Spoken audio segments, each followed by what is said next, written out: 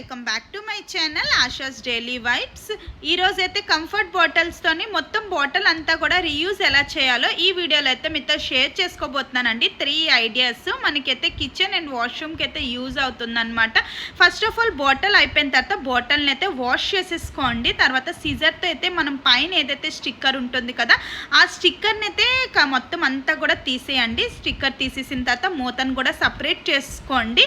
ఇప్పుడు ఏదైనా స్కెచ్ తీసుకొని ఇప్పుడు నేను ఎలా అయితే చూపిస్తున్నాను కదా అలా డ్రా చేసేసుకోండి. వన్స్ అంతా కూడా డ్రా చేసేసుకున్న తర్వాత మనం సీజర్తో కానీ లేకపోతే చాక్ హీట్ చేసేనా ఇదంతా కూడా కట్ చేసేసుకోవాలండి. ఇప్పుడు దీనిపైన నేనైతే చాక్ని అయితే హీట్ చేసుకొని ఇంకా కట్ చేసేసుకుంటున్నాను మొత్తం అంతా కూడా. వన్స్ అంతా కట్ చేసుకున్న తర్వాత పైన అయితే చిన్నగా సీజర్తో అయితే కట్ చేసేసుకున్నాను అనమాట. ఇలా మొత్తం కట్ చేసేసుకున్న తర్వాత బాటిల్ని అయితే 3 మనం ఐడియాస్ అయితే యూజ్ చేసుకోవచ్చండి. ఇలా 3 ఫస్ట్ దాన్ని అయితే మనం ఏం చేయాలంటే ఏదైనా సూదిని అయితే వేడి చేసేసి హోల్లో అయితే పెట్టేసుకోవాలన్నమాట. ఇప్పుడు వాష్రూమ్స్లో ఎక్కడైనా పెట్టుకోవచ్చు, లేదు ఇలా నార్మల్గా అయినా యూజ్ చేసుకోవచ్చు. లేకపోతే మీరు ఏదైనా పేపర్ ఏదైనా అంటిందాము అనుకుంటే ఇంకా అంటించుకొని కూడా యూజ్ చేసుకోవచ్చు అండి. ఇలాగా నార్మల్గా వాష్రూమ్స్లో పెట్టేసుకొని షాంపూస్ పెట్టుకున్నాం అనుకోండి మనకి ఎప్పుడు కావాలంటే అప్పుడు మనం షాంపూస్ అనేవి యూజ్ చేసుకోవచ్చు. ఇది ఫస్ట్ ఐడియా. సెకండ్ ఐడియా ఏదైతే ఎక్స్ట్రా పార్ట్ ఉంటుంది కదా దాన్ని కూడా హోల్ చేసేసుకోండి. హోల్ చేసుకొని కిచెన్లో ఎక్కడైనా మనం పెట్టుకుంటే కిచెన్లో మనం గిన్నెలు తోముకున్న పీచ్ ఉంటుంది కదా అది యూజ్ చేసిన తర్వాత మనం దీనిలో అయితే పెట్టుకోవచ్చు అండి. వాటర్ ఏదైతే ఉంటుందో అదంతా కూడా వాటర్ అంతా కూడా పోతుందన్నమాట. ఇలా పెట్టుకోవచ్చు. లేకపోతే మనం బాటిల్ క్లీన్ చేసిన బ్రష్లు ఉంటాయి కదా ఈవెన్ బ్రష్లు కూడా యూజ్ చేసిన తర్వాత ఈ బ్రష్లైనా మనం పెట్టుకోవచ్చు అండి.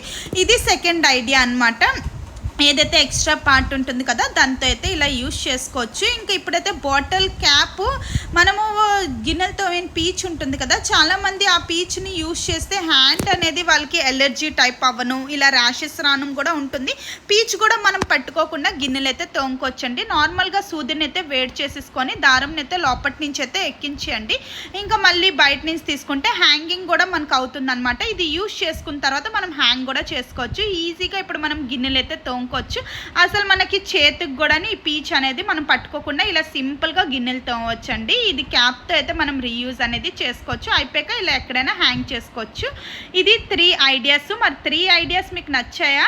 మరి నచ్చితే డెఫినెట్గా ట్రై చేయండి. అలానే నా వీడియోకి అయితే లైక్ చేసుకోండి, నా ఛానల్ని అయితే సబ్స్క్రైబ్ చేసుకోండి. Bye bye.